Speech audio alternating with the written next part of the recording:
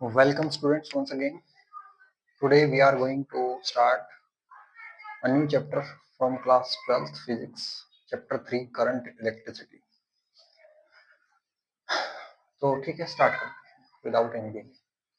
सबसे पहले ये जो वर्ड है करंट, इसको समझते हैं। करंट का मीनिंग होता है फ्लो, बहाव, किसी चीज का किसी एक पर्टिकुलर डायरेक्शन में बहाव। जैसे पानी का यदि फ्लो हो रहा है तो उसको हम बोलेंगे वाटर करंट। इसी तरह से जब चार्ज्ड कैरियर्स का फ्लो किसी एक डायरेक्शन में होता है तो उसको हम बोलते हैं इलेक्ट्रिक करंट। ओके, तो जो चार्ज कैरियर्स हैं उससे हमारा क्या मतलब है?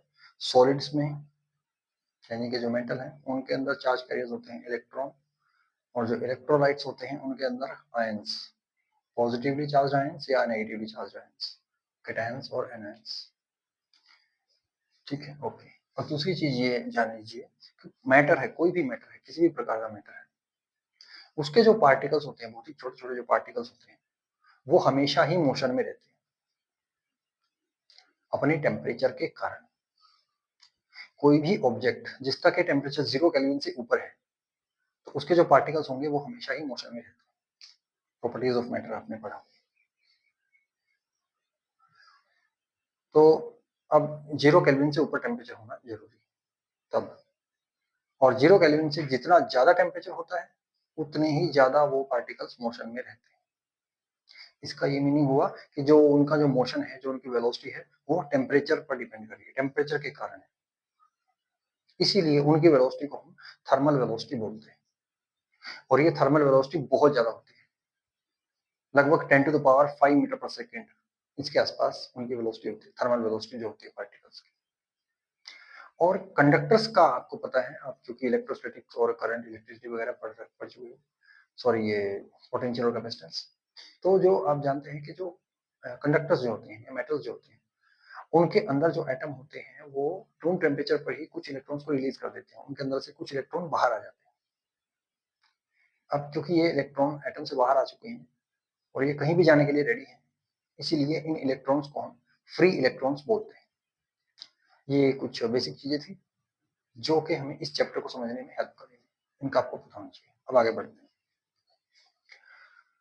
तो जैसा कि अब जान ही गए कि कोई भी कंडक्टर है उसके अंदर फ्री इलेक्ट्रॉन्स होते हैं और वो थर्मल वेलोसिटी के कारण इधर उधर मूव करते रहते हैं, लेकिन this thermal velocity sum up to 0, इस थर्मल वेलोसिटी के कारण ये इलेक्ट्रॉन्स किसी एक पर्टिकुलर डायरेक्शन में फ्लो नहीं हो पाते, कर नहीं पाते, इसलिए इनके कारण इलेक्ट्रिक करंट नहीं बनता।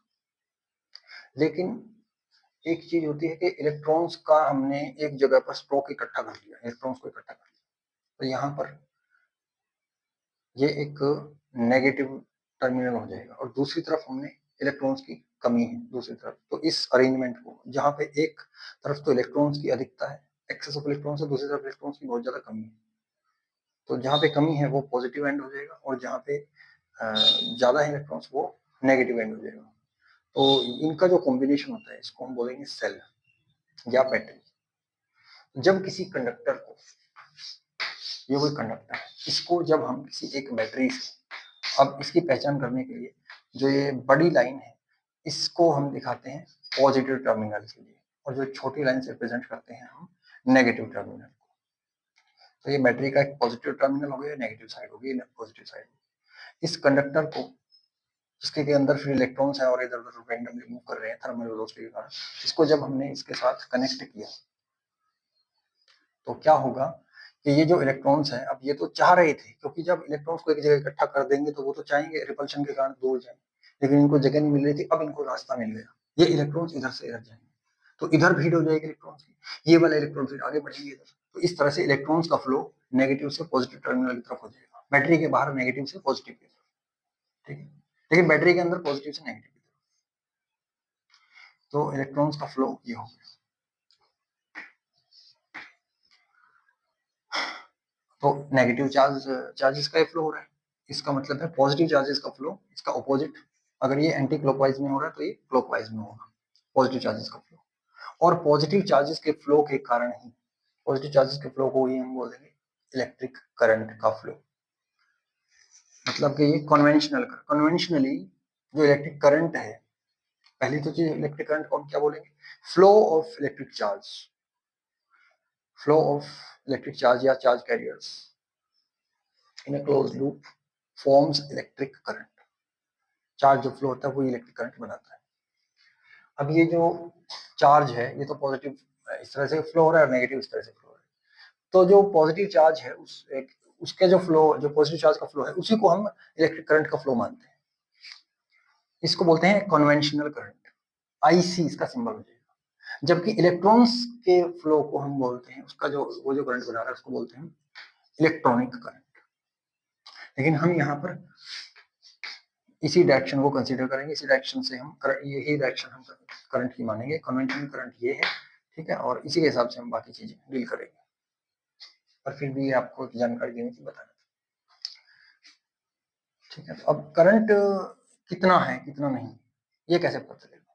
तो देखिए, अगर ये एक कंडक्टर है, ये वायर है मान लीजिए, ये कंडक्टर, इसको हमने अगर बिल्कुल ठीक ऐसे 90 डिग्री एंगल पर ऐसे काट दिया तो ये एक इसका जो एरिया होगा, अभी फिलहाल जो सर्कुलर दिखाई दे रहा है, हालांकि जरूरी नहीं कि सर्कुलर हो, किसी कैसा भी सर्कुलर, तो ये जो एरिया है इसी को बोलेंगे हम area of cross section.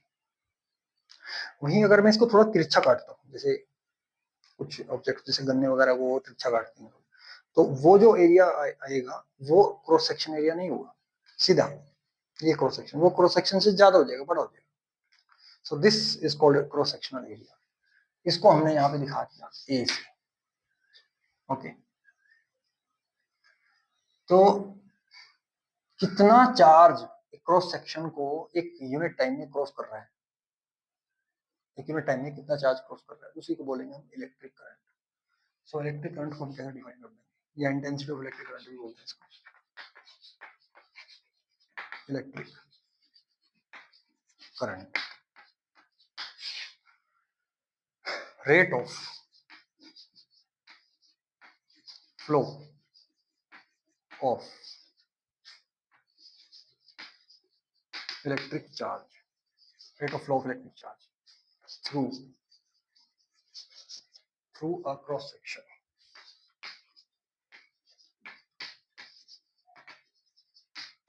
is called electric current, और इसका सिंबल हो जाएगा आई, आई से हम दिखाएंगे, ओके। ये भी लिख लेना, the direction of flow of positive charge is considered as the direction of current।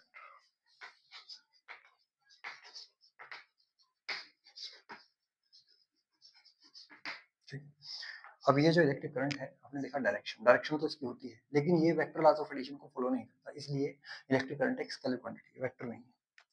Electric current does not follow vector laws of addition, hence it's not a vector quantity, okay। ये लिख लेना, ठीक है। एक और चीज, ये जो क्लोज्ड लूप है जिसके अलोंग करंट फ्लो हो रहा है, इसको बोलते हैं इलेक्ट्रिक सर्किट। तो इलेक्ट्रिक सर्किट क्या हो जाएगा, electric circuit, the closed path या the closed loop along which electric current flows is called electric circuit।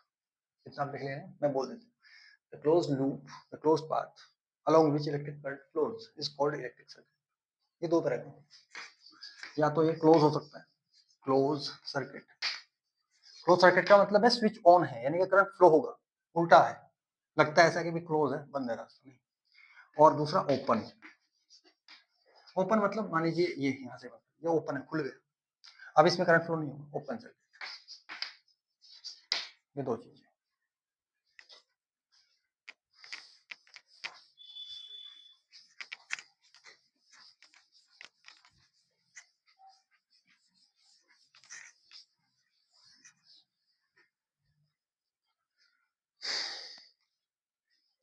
ये था इलेक्ट्रिक करंट के बारे में। अब यहीं पे समझते हैं, इसको और समझते हैं। ये एरिया जो था ना, एरिया ऑफ क्रॉस सेक्शन, ये जो करंट फ्लो हो रहा था आई, ये तो पूरे एरिया में से हो रहा था, लेकिन एक यूनिट एरिया भी तो होगा। इस यूनिट एरिया में से कितना करंट फ्लो हो रहा है उसको बोलेंगे करंट डेंसिटी। करंट डेंसिटी, इसका सिंबल है जे, जे, ठीक है, और ये एक वेक्टर क्वांटिटी है। So it is defined as the current flowing per unit area, यानी कि J क्या हो जाएगा, current divided by area, area मान लीजिए एरिया है, into A cap. A cap दिखा रहा है कि जो करंट डेंसिटी है ये वेक्टर क्वांटिटी और इसकी डायरेक्शन एरिया वेक्टर के अलोंग है।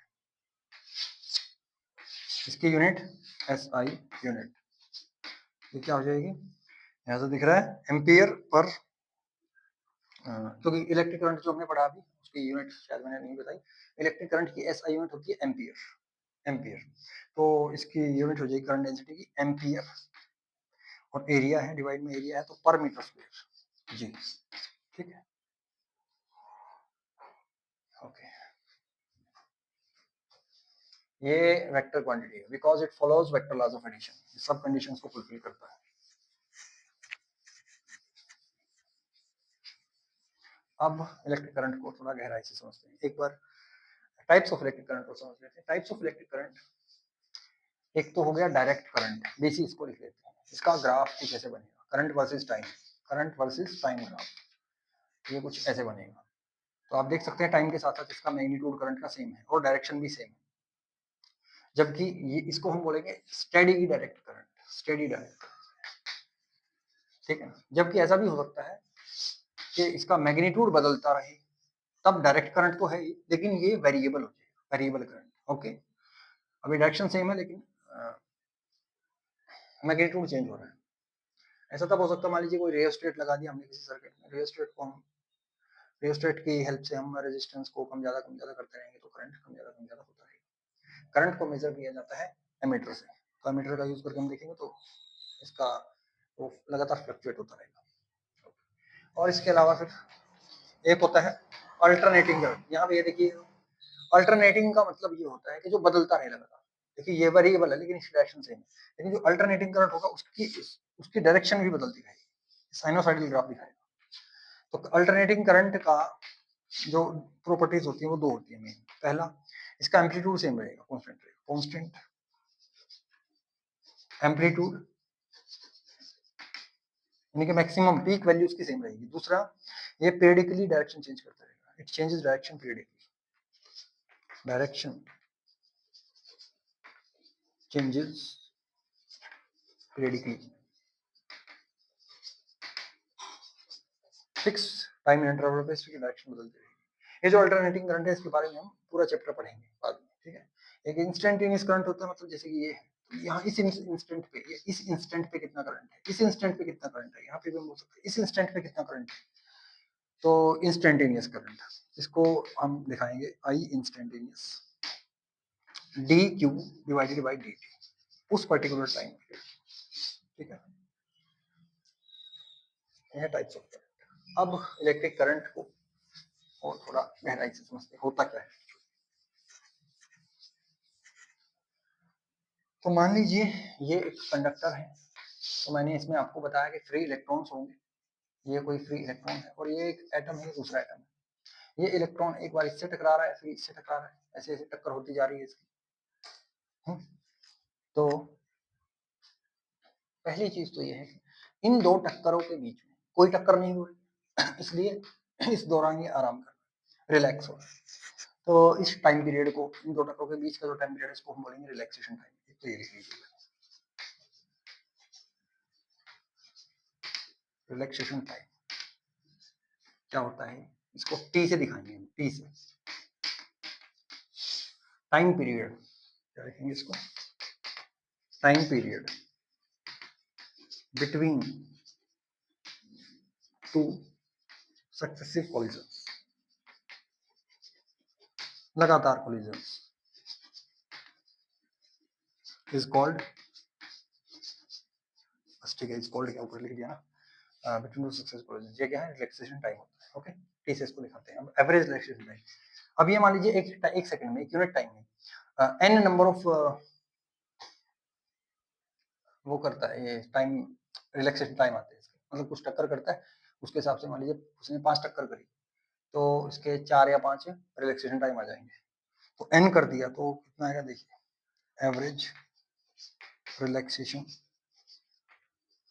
टाइम, इसका सिंबल है टाउ, ये क्या हो जाएगा, T1 प्लस, सीधा मैथमेटिकल एक्सप्रेशन लिख लीजिए इसका, Tn डिवाइडेड बाय n, है ना, इसलिए n टाइम रिलैक्सेशन टाइम आया, इसके सबको जोड़ दिया और n से डिवाइड कर दिया, तो इधर आ जाएगा टाउ, ये हो जाएगा एवरेज रिलैक्सेशन टाइम। पहली चीज तो ये समझिए। दूसरा ये है कि जब इधर हमने कुछ इलेक्ट्रिक फील्ड अप्लाई करी, इलेक्ट्रिक पोटेंशियल अप्लाई किया, तब क्या होगा, पोटेंशियल डिफरेंस जब क्रिएट कर दिया, तो ये जा तो रहा था इधर, ये सीधा जा रहा था, ऐसे जा रहा था मान लीजिए, लेकिन हल्का सा ये क्या होगा, हल्का सा, बिल्कुल मामूली सा, इसकी तरफ हल्का सा ड्रिफ्ट हो जाएगा, ड्रिफ्ट, ऐसे फोर्स, इधर फोर्स एक्सपीरियंस करेगा ना, जब हम बैटरी से कनेक्ट करेंगे तो फोर्स एक्सपीरियंस करेगा, तो उसके कारण हल्का सा ड्रिफ्ट होगा, ऐसा नहीं कि बिल्कुल पूरी डायरेक्शन बदल गई है, ये इधर जा रहा था, बैटरी लगा दी हमने, ऐसे आ गया, ऐसा नहीं, फोर्स इधर एक्सपीरियंस जरूर करेगा इस डायरेक्शन में, लेकिन इस डायरेक्शन में हल्का सा ही ड्रिफ्ट होगा, और ये जो ड्रिफ्ट वेलोसिटी है, ये जिस वेलोसिटी से ड्रिफ्ट होगा उसको बोलेंगे ड्रिफ्ट वेलोसिटी। ओके, उसको बोलेंगे ड्रिफ्ट वेलोसिटी, वी डी, और ये बहुत कम होती है, कितनी, लगभग 10 to the power -4 metre per second, 10 to the power -4 metre per second, ये ऑर्डर होता है इसका।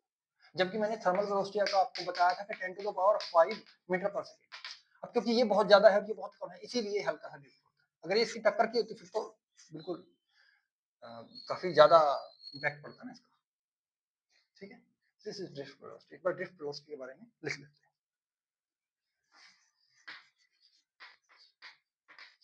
Drift velocity vd, when electric field, electric potential, electric field across a conductor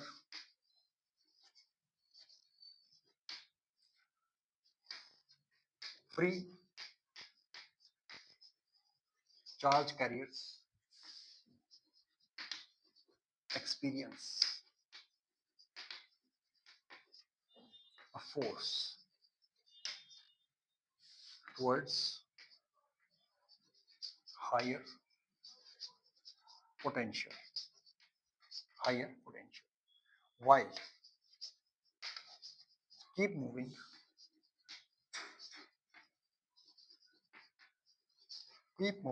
with thermal velocity, vt में लिख रहा हूँ शॉर्ट में, thermal velocity लिख लिया, keep moving with thermal velocity, drift in the direction of force.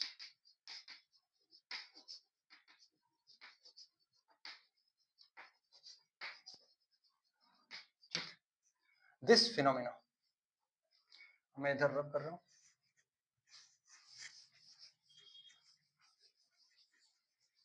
this phenomena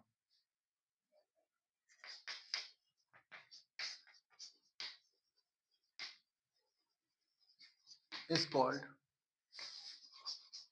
drifting, and the velocity is called drift velocity.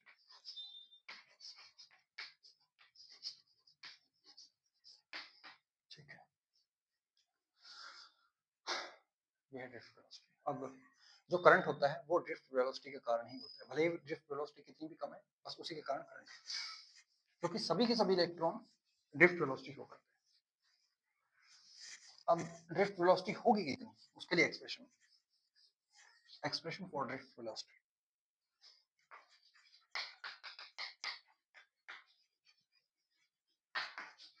For drift velocity as acceleration. अब देखिए जो टक्कर हो रही है तो यहाँ पे वेलोसिटी जीरो है, फिर वेलोसिटी बढ़ती जा रही है, मतलब एक्सलेरेशन। वो एक्सलेरेशन कितना महसूस करेगा इलेक्ट्रॉन? जितना उसके ऊपर फोर्स लग रहा है डिवाइडेड बाय जितना उसका मास है। फोर्स उसके ऊपर कितना लगा है, जितना उसके ऊपर चार्ज है इनटू जितनी इलेक्ट्रिक फील्ड अप्लाई करी है डिवाइड कर दी है उसके मास, यही होगा। Now now velocity is equal to u plus के टी, ये आप जानते हैं, पढ़ा है आपने। बट u तो यहाँ पे जीरो है ना, जब यहाँ पे टक्कर हुई है तो उस इंस्टेंट पे तुरंत उसकी वेलोसिटी जीरो है, तो इसलिए v हो जाएगी। Now if here here u is equal to 0, therefore v is equal to at। तो a कितना है, minus e divided by m। और टाइम के लिए क्या रखेंगे, एवरेज रिलैक्सेशन टाइम, जो मैंने अभी आपको बताया है। इसलिए v कितना हो गया, इधर लिख देते हैं। इसलिए v इज इक्वल टू क्या, drift velocity, v is equal to minus e tau divided by m, mass of electron, ठीक है ना। ये इलेक्ट्रॉन की ड्रिफ्ट वेलोसिटी है। कोई दूसरा चार्ज पार्टिकल होगा तो वहां पे जितना भी उसका चार्ज है वो वैल्यू रखनी है, ठीक है। So this is the drift velocity of electron. अब ये मास पे डिपेंड करता है। इसका ये मतलब हुआ कि अगर कोई पार्टिकल ऐसा है जिसका मास ज्यादा है तो उसके अंदर ड्रिफ्ट वेलोसिटी कम पैदा होगी, है ना। v is inversely proportional to mass. Mass, चलिए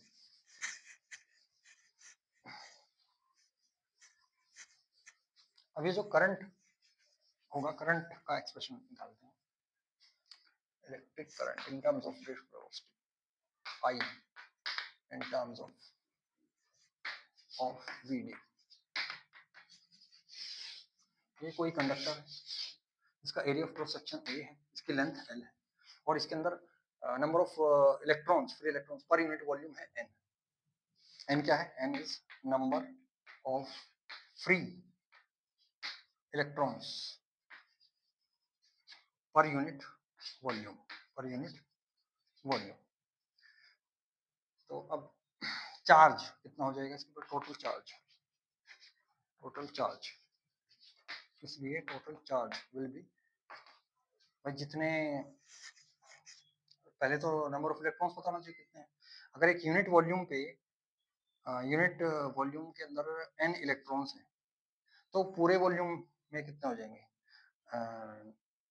charge current number of electrons density into total volume, n into al, ये हो जाएगा ना, टोटल वॉल्यूम से मल्टीप्लाई कर देंगे। भाई एक मीटर क्यूब में 5 इलेक्ट्रॉन है तो 10 मीटर क्यूब में कितने होंगे, 5 इंटू 10 है, वही किया ना हमने यहाँ पे। ये तो हो गया number of electrons. Total charge निकालना है तो एक चार्ज, एक इलेक्ट्रॉन पे जितना चार्ज उससे मल्टीप्लाई कर दो, इनटू e कर दो, ये आ गया टोटल चार्ज। अब एक इलेक्ट्रॉन को ड्रिफ्ट वेलोसिटी के साथ इस एल लेंथ को क्रॉस करने में कितना टाइम लगेगा, तो time is equal to distance by speed, ये होता है ना, velocity displacement by velocity, sorry time velocity के टर्म्स में डिस्प्लेसमेंट बाय वेलोसिटी। तो time taken by electrons to cross the conductor, कितना हो जाएगा देखिए, T will be L length divided by VD, drift velocity.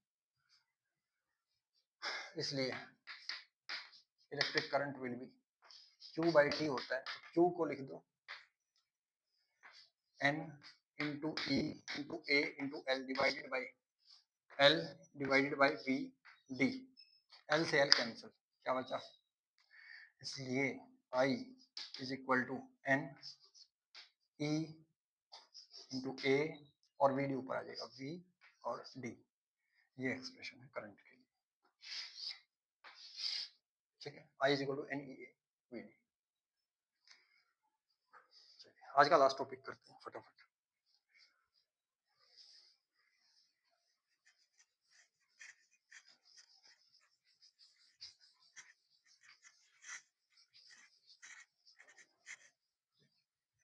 अब हमने देखा कि जब कभी भी हम किसी कंडक्टर के अक्रॉस इलेक्ट्रिक फील्ड अप्लाई करते हैं तो उसके चार्ज कैरियर्स के अंदर एक ड्रिफ्ट वेलोसिटी पैदा होती है।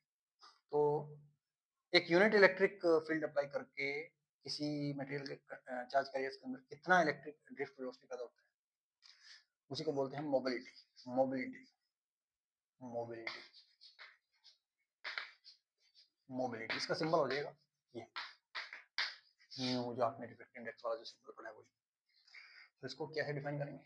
It is defined as the drift velocity developed in the charge carriers when unit electric field is applied across the conductor. ठीक है, that is mu is equal to Vd divided by electric field, ये इसका formula बनेगा। अब इसके according SI unit क्या हो जाएगी? SI यूनिट इधर करते हैं, जगह काफी। SI यूनिट ऑफ मोबिलिटी, तो क्योंकि ये जो म्यू है Vd divided by electric field है, तो इसकी वेलोसिटी की होती है metre per second divided by electric field की वोल्ट पर मीटर। तो इसको कैसे लिख सकते हैं? यूनिट्स को जब एडजस्ट करेंगे तो क्या आएगा? मीटर स्क्वायर पर वोल्ट पर सेकंड, ये हो जाएगी इसकी SI यूनिट। क्लियर?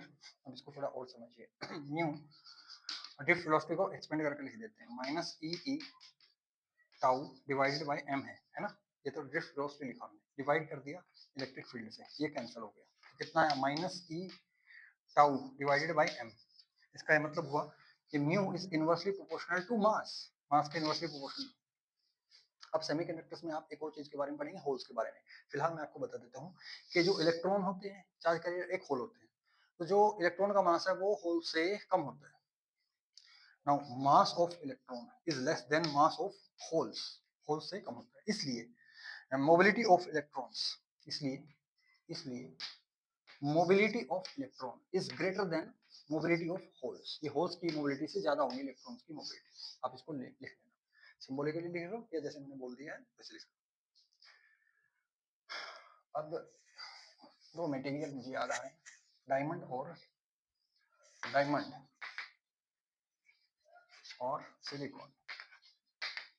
इनके अंदर इलेक्ट्रॉन की मोबिलिटी और होल की मोबिलिटी मैं लिख देता हूँ।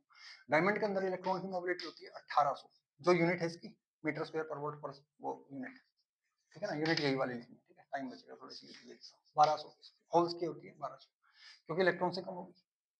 और सिलिकॉन के अंदर ये होती है 1350 यूनिट, और इसकी होती है 480 यूनिट, ठीक है। बाकी चीजें नेक्स्ट क्लास में करेंगे। Till then take care.